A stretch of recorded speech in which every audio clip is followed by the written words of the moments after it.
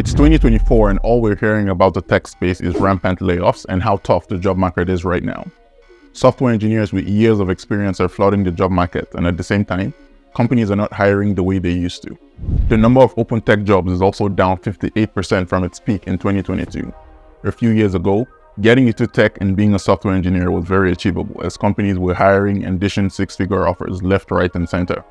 Recruiters were in everyone's DMs trying to poach engineers from their current companies. Tech influencers were making day-in-the-life videos enticing people to break into tech to land that six-figure job. The job market has completely shifted from that, and getting that six-figure job is a lot harder even for experienced engineers. In this video, I'll be going over speculations as to why the layoffs are happening, what to expect going forward, and how to navigate this new market. Let's get into it. First, why are the layoffs happening? The layoffs are happening for a variety of reasons, and you'll get a different answer depending on who you ask. Companies are saying they overhired in previous years. According to the New York Times, from the end of 2019 until the start of the big round of layoffs, the number of employees at Apple, Amazon, Meta, Microsoft, and Google increased by more than 900,000. The reality is all the roles they hired for are not crucial, and very few of them are actually making these companies money. Businesses go through cycles of intense focus on innovation where they hire more than they need in order to try out and develop experimental products to see what works and what doesn't. The pendulum has swung, and there's now an intense focus on the bottom line, where they're trying to lean down and maximize as much profit as possible. In addition to this, money was cheap to borrow. The last 10 to 15 years of the tech industry was fueled by ZIRP, short for zero interest rate period. This is the time when the central bank of a country lends money at very low interest rate, typically at or below 1%. In the past, the interest rate was very low, making it cheaper to borrow money, which in turn encourages spending on credit and investment. With the rise in interest rates, it has become a lot more expensive to borrow money. Some companies have defaulted on the loans they took out, and they're looking for a way to improve their bottom line. As the Feds raised interest rates to combat inflation, there were also talks of a recession happening. During a recession, money is hard to come by. People aren't spending as much, which in turn means companies aren't making as much profit as they used to. Everyone would essentially be looking for a way to save money. The biggest cost for a lot of companies is labor, and the easiest way to reduce that cost is to let go of some of that labor. According to economists, there is a good chance the recession will not happen, but at the same time, the thought of the recession, along with rising interest rates, caused one company to lay off. That then kicked off the domino effect and all the other companies started laying off. At the end of the day, the business is always going to do what is best for the business at the expense of everyone else. The market has also been reacting positively to all the layoffs, with stock prices reaching all-time highs and companies reporting record profits. To some extent, you could say it worked, but the question on everyone's mind is, how long will this keep going for? Here's what we can expect going forward. The tech space is going to be a lot harder to get into. The layoffs have flooded the market with really good engineers and product managers with stellar backgrounds, so employers have their picks. Between 2020 and 2022, it was a candidate market where candidates would receive multiple offers from different companies and negotiate to get higher pay. All that is gone. Employers are seeing tens, if not hundreds of resumes of qualified applicants who have years of experience at some of the biggest companies. It's now an employer's market. They get to pick and choose who they want to hire, and they have a good pool to choose from.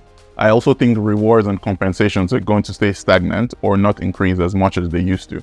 Microsoft kicked the ball off rolling last year by not giving merit increase in salaries.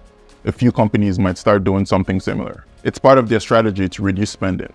I don't like it, but it's what has to happen according to the companies.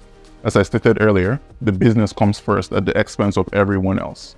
I also had a very interesting conversation with an experienced industry leader who has gone through these cycles of layoffs, and they explained it to me this way. As an example, let's say company A is spending $200 million annually in cost. They decide they want to reduce their annual cost to $150 million. To do this, they have a few levers they can use, the most popular being reducing their workforce. They can also choose to not give bonuses and more. Once they pull those levers, they don't see the effects immediately.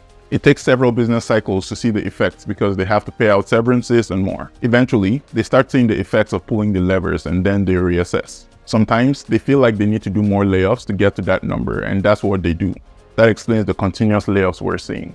Once they get to that number, they then strategize and plan for the future. They could start reopening roles to backfill for the important positions that they laid off or for new positions they want to invest in. The point is, we're not going to see roles open back up immediately, but eventually, at some point, things will get better. I don't think we'll go back to the 2020-2022 time, but I think it'll be better than what we are currently in right now. Now, let's talk about how you can navigate the current situation. If you are a new grad or someone looking to get into tech, all this news may seem challenging, but don't be discouraged. there's light at the end of the tunnel. The first advice I'll give is to network, network, network. The majority of roles companies put out are getting filled either internally or by referrals. I've heard from recruiter friends that applications with referrals are typically given more consideration than those without. Nepotism, I know. I'll focus on going through my network and seeing where people in my network work and seeing if I can get referrals for any open roles at their companies. Companies who are laying off are still hiring for specific roles, so I would look there as well. I'd also focus on applying to smaller companies. I know big tech is the dream for many engineers, but smaller companies are still hiring amidst all the layoffs. Recruiters also share their open roles all the time on LinkedIn, so I'll keep an eye out for that and follow as many recruiters as I can. The final piece of advice is to be flexible and stay up to date with your skills. If you're used to programming in only one stack, now might be a good time to explore other areas and get familiar with other languages. Also, do not wait till you're looking for a job to start practicing for interviews. That might be too late. Stay up to date with data structures and algorithms and practice for interviews. No one is above getting laid off. The laid off at some of these companies were random, and some of the best principal engineers were affected as well. Keep your resume up to date, so if it does happen to you, you can bounce back up fast. This is a trying period for a lot of people, and it's a clear reminder to always put yourself and your interest before the company you work for. The company will always do what's best for the company at the expense of everyone and anyone, and so should you. That's it for this one. If you enjoy videos like this and anything about tech and programming, then consider subscribing. Thanks for watching, and I'll catch you on the next one.